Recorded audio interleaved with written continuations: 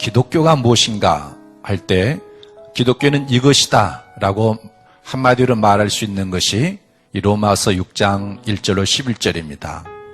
정죄를 받을 수밖에 없는 우리를 의롭다 하시고 죄의 종노릇 하는 우리를 의인이 되게 하시고 사망 아래 있는 사람을 생명 안에서 왕노릇하게 하는 이 의의 선물을 하나님은 우리들에게 어떤 방식으로 주시는가? 첫째로 세례를 통한 그리스도와의 연합을 통해서입니다.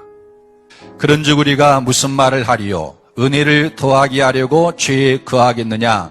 그럴 수 없느니라. 죄에 대하여 죽은 우리가 어찌 그 가운데 더 살리요? 무릇 그리스도 예수와 합하여 세례를 받은 우리는 그의 죽으심과 합하여 세례를 받은 줄을 알지 못하느냐? 이 1절로 3절에는 두 가지 내용이 들어있습니다. 첫째는 그리스도인은 죄에 거할 수 없고 죄 가운데 살 수 없다라는 거예요. 둘째는 그리스도인은 왜 죄 가운데 살 수 없는가에 대한 답이 들어있습니다. 우리는 예수님과 함께 합해졌기 때문이다라는 거예요. 열매를 맺지 못한 나무가 열매를 잘 맺는 나무 가지와 하나로 접붙임을 통해서 합해져 버리는 것처럼 나도 예수 그리스도와 세례를 통해서 합해졌기 때문에 이제는 그리스도의 생명이 내 안에 들어오게 돼서 그 예수의 생명으로 사니까 죄 가운데 살 수 없다라는 거예요. 이게 그리스도인이고 이게 신자입니다. 물론 물세례 자체로 효력이 있는 것은 아닙니다. 진짜 세례는 성령 세례입니다. 죄를 회개하고 예수 그리스도를 영접한 사람에게 예수님은 성령을 선물로 주어서 성령으로 세례를 베풉니다. 이 성령의 세례를 베푸는 사람에게 어떤 일이 일어나는가? 여러분 4절과 5절을 읽어보겠습니다. 그러므로 우리가 그의 죽으심과 합하여 세례를 받음으로 그와 함께 장사되었나니 이는 아버지의 영광으로 말미암아 그리스도를 죽은 자 가운데서 살리심과 같이 우리로 또한 새 생명 가운데서 행하게 하려 함이라. 만일 우리가 그의 죽으심과 같은 모양으로 연합한 자가 되었으면 또한 그의 부활 같은 모양으로 연합한 자도 되리라. 그리스도와의 연합이라는 거예요. 그리스도와 함께 죽고 그리스도와 함께 사는 것. 그래서 죄 가운데 거할 수 없다라는 거예요. 그 다음에 두 번째, 어떻게 하나님이 의의 선물을 주시는가? 그리스도와 함께 옛사람이 죽습니다. 우리가 알거니와 우리의 옛사람이 예수와 함께 십자가에 못 박힌 것은 죄의 몸이 죽어 다시는 우리가 죄에게 종노릇하지 아니하려 함이니 이는 죽은 자가 죄에서 벗어나 의롭다 하심을 얻었습니다. 아멘.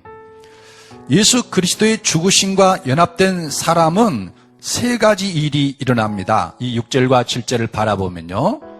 첫째는 우리의 옛사람이 죽습니다. 이 옛사람은 육체의 정욕을 따라 살고 세상 풍조를 따라 살고 악한 영을 따라 살고 그러면서 조상들이 물려준 헛된 행실을 자기도 모르는 사이에 그대로 반복해서 행하는 그런 사람이에요. 이 죄로 말미암아 그 사람은 사망이 왕노릇하는 이런 삶 속에서 신음하는 거예요. 그런데 우리가 예수 그리스도와 연합이 되면 이 속사람, 옛사람 속에 있는 자아가 그리스도와 함께 합해져서 예수님이 십자가에 함께 못 박혀서 죽어 장사 지내버린다는 거예요. 그러니까 십자가는 예수님의 죽으심과 더불어 나의 죽음이며 여러분의 죽음이에요. 두 번째로는 죄의 종노릇하지 않습니다. 옛사람이 죽음으로 말미암아 그 죄로부터 이제는 완전히 벗어나서 죄의 종노릇하지 않는다라는 거예요. 세 번째로는 의롭다함을 얻습니다. 여러분 이 7절을 주목해서 보십시오. 많은 분들이 예수님 믿으면 예수님의 피값으로 우리 죄가 대신 사여지고 그리스도의 그 피가 우리를 덮어서 하나님 보실 때 의롭다 한다고 가르치는데 이건 전적으로 틀린 말이에요. 거짓말이에요. 여러분 7절에 보면은 의롭다 하심이라는 것이 뭔가? 이는 죽은 자가 죄에서 벗어나 의롭다 하심을 얻었습니다. 그랬어요.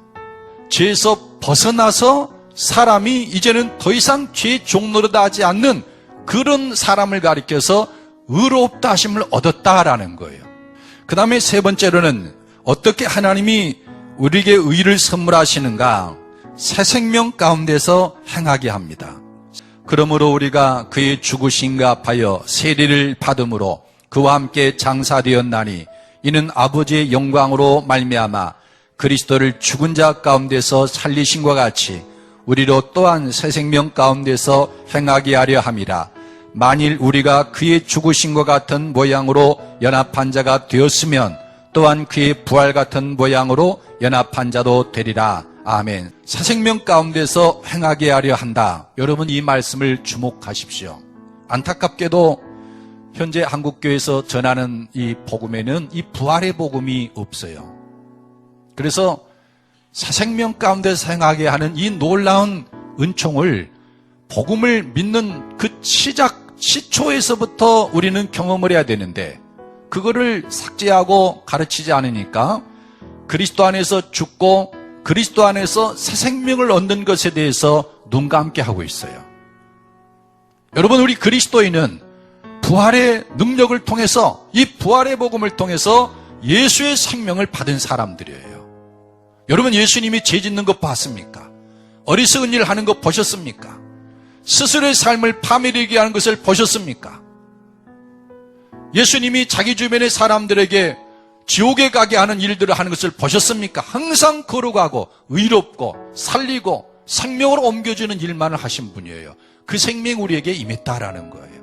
이런 사람이 어떻게 죄 가운데 살 수 있겠습니까? 하나님은 이 부활의 은혜를 통해서 우리에게 의를 선물하셔요. 만일 우리가 그리스도와 함께 죽었으면 또한 그와 함께 살 줄을 믿노니 이는 그리스도께서 죽은 자 가운데서 살아나셨음에 다시 죽지 아니하시고 사망이 다시 그를 주장하지 못할 줄을 알미로라. 예수 그리스도와 연합이 돼서 부활의 생명을 얻은 사람들에게 어찌 사망이 다시 주장할 수 있겠습니까? 하나님은 우리들에게 의를 선물하십니다.